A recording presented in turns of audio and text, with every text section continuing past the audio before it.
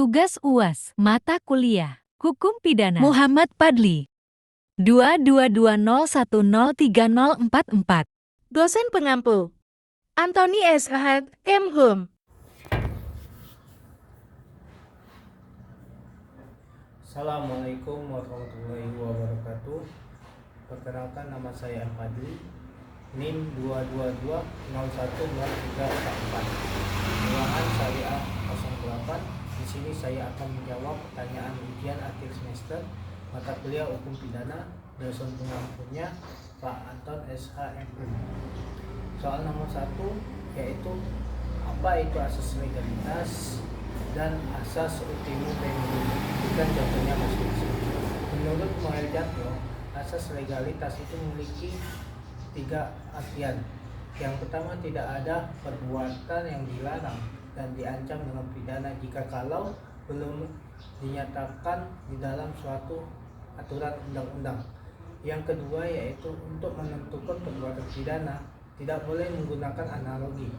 Yang ketiga yaitu aturan-aturan hukum pidana itu tidak boleh surut. Contohnya tindak pidana santet. Selanjutnya yaitu asas ultimum remedium, yaitu sebagai alat terakhir atau sanksi pemungkas.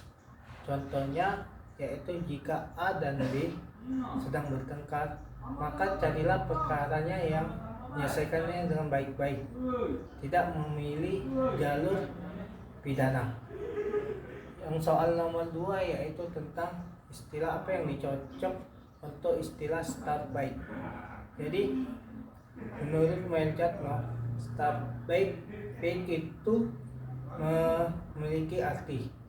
Yang pertama yaitu peristiwa pidana, yang kedua yaitu tindak pidana, yang ketiga itu perbuatan yang dapat dipidana, yang keempat adalah perbuatan pidana.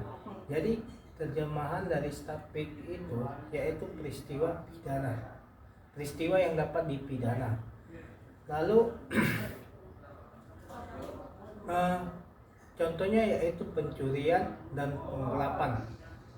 Yang ketiga yaitu tentang dynamic atau penyertaan.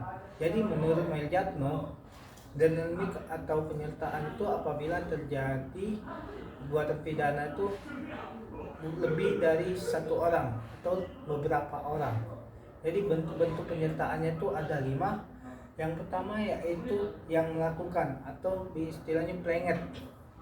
Nah, jadi pelenget itu eksekutor atau pelaku yang dimana itu termasuk di unsur-unsur delik.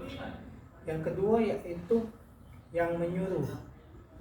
Di sini yang menyuruh siapa orang yang menyuruh melakukan tindak pidana itu. Yang ketiga yaitu turut serta. Di sini turut serta turut serta itu melakukan tindak pidana itu dengan bersama-sama. Yang keempat yaitu menggerakkan atau mengajukan. Itu jadi tindak pidananya tuh yang ada yang menggerakkannya. Yang keempat, selanjutnya yang kelima yaitu pembantuan. Di mana tindak pidana itu ada yang bantu atau yang nolong. Selanjutnya yang nomor 4, soal 4, delik absolut dan delik relatif. Delik absolut adalah delik yang bisa dituntut apabila ada pengaduan. Jadi delik ini mutlak dalam suatu peristiwa tidak pidana itu.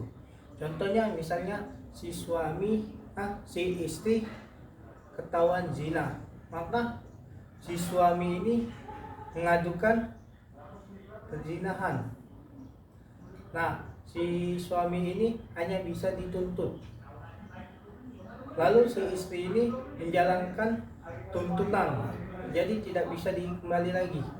Nah, sedangkan yang delik absolut relatif ini adalah delik umum. Delik yang mana bisa jadi delik aduan jika itu dari keluarga. Contoh, si A dan si B melakukan tindak pidana mencuri dan si korban ini ialah ayahnya. maka dua pelaku tadi ada anaknya, misalnya si B itu anaknya dari korban. Jadi si korban ini hanya bisa ngadu ke si A, si B tidak bisa diadukan. Maksudnya tuh hanya si A saja yang dilaporkan, si B tidak, karena si B ini anaknya dalam hal mencuri tadi. Sekian dari Padli menjawab soal ujian akhir semester mata kuliah hukum pidana Islam, hukum pidana.